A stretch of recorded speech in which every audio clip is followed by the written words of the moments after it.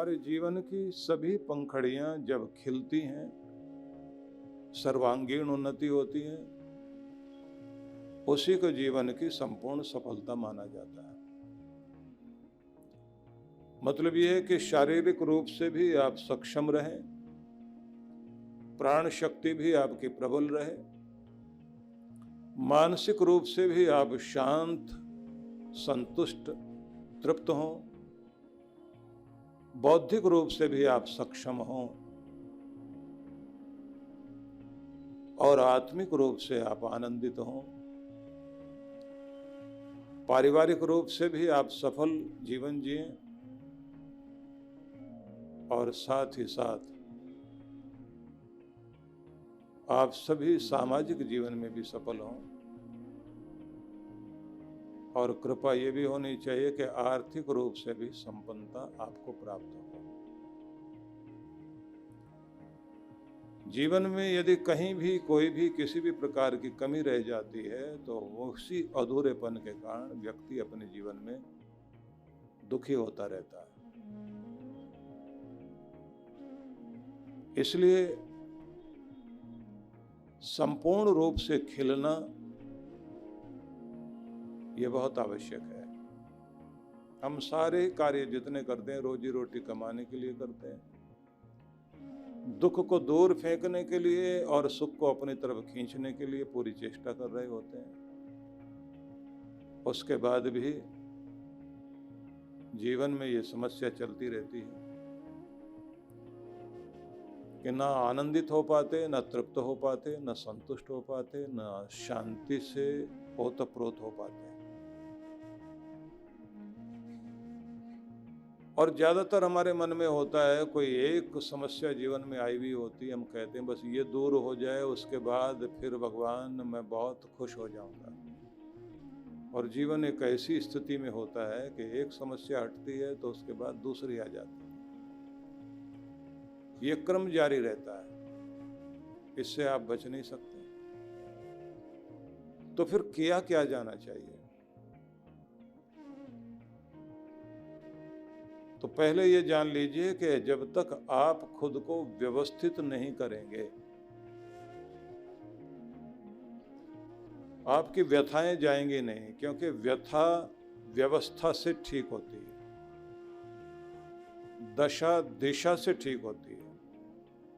सही दिशा में चलें तो दशा ठीक होगी।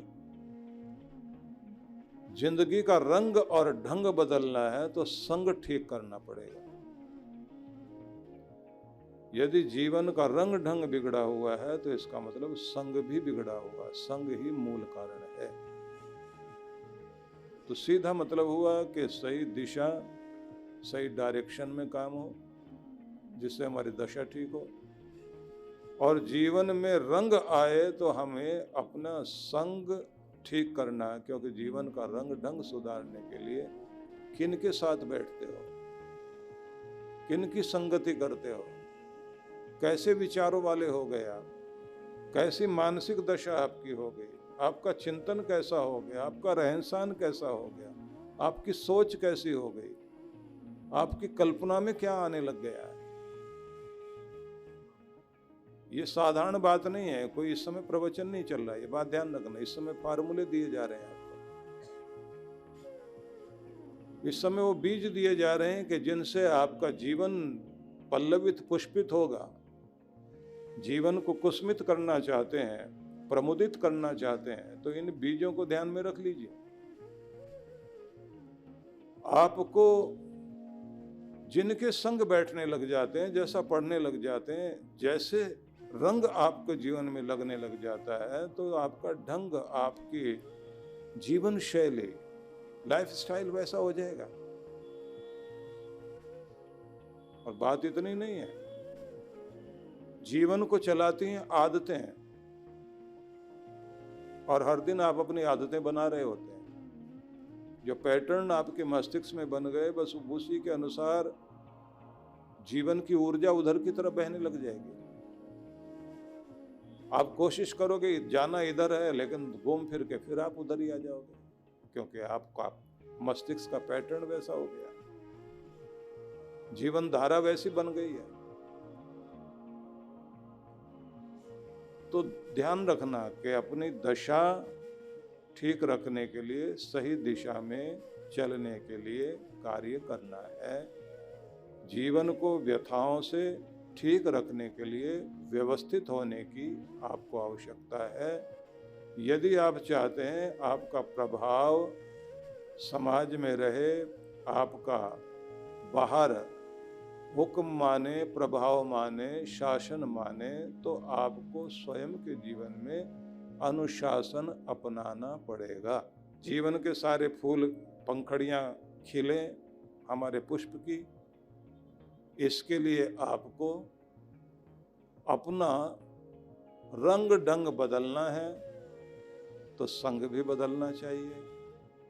जिनके साथ बैठने से प्रगति हो, मन में शांति आए, भगवान की तरफ चल सके, घर को ठीक रख सके, प्रगति हो सके। आपका मार्ग शुरू में अच्छा लग सकता है, कोई गलत मार्ग पकड़ लिया आपने। नशा भी शुरू में अच्छा लगता है, जुआ भी अच्छी लगती है, और भी इसी तरह के कोई भी गलत काम करोगे बहुत अच्छा लगेगा शुरू में, तो वो सुख नहीं दे रहा होता है। जिसका परिणाम अंतिम समय तक, जो जीवन भर आपको हंसा दे, थोड़ी देर के लिए मुस्कुराहट कोई भी दे सकता है, जीवन भर के लिए आपके जीवन में रोना पैदा कर दे, ऐसा मार्ग प्रेम मार्ग है, जिसको यमराज ने कहा कि मेरी तरफ जो रास्ते आते हैं उनके बारे में बताता हूं तुम्हें नचिकेता। उसने कहा मौत की तरफ आने वाले रास्ते हैं जो चमक दमक से भरे हुए, चमकीले, सुंदर, आकर्षक लगने वाले मार्ग हैं। उनमें आकर्षण दिया ही इसलिए गया है कि आदमी की बुद्धि की परीक्षा हो सके, लेकिन व्यक्ति जो है खुद पर कंट्रोल नहीं होता, चमक दमक में आ जाता है, आकर्षण में आ जाता है, स्वाद में आ जाता है, प्रभाव में आ जाता है, जिसके कारण वो मौत के मुंह की तरफ जाता है, अपना विनाश करता है। जो स्वर्ग जीत सकता था वो नरक की तरफ आता है। इसलिए मार्ग चुनना होता है श्रेय का मार्ग, कल्याण का मार्ग। वो आकर्षक नहीं है, थोड़ा कठिन लगेगा, उसमें आलस्य छोड़ना पड़ेगा, आपको मूल्य चुकाना पड़ता है उसका। तो इसलिए आप लोग ये बात ध्यान रख लीजिए कि आज से, बल्कि अभी से अपनी दिनचर्या बेहतर करने के लिए तैयारी करेंगे। पहली बात,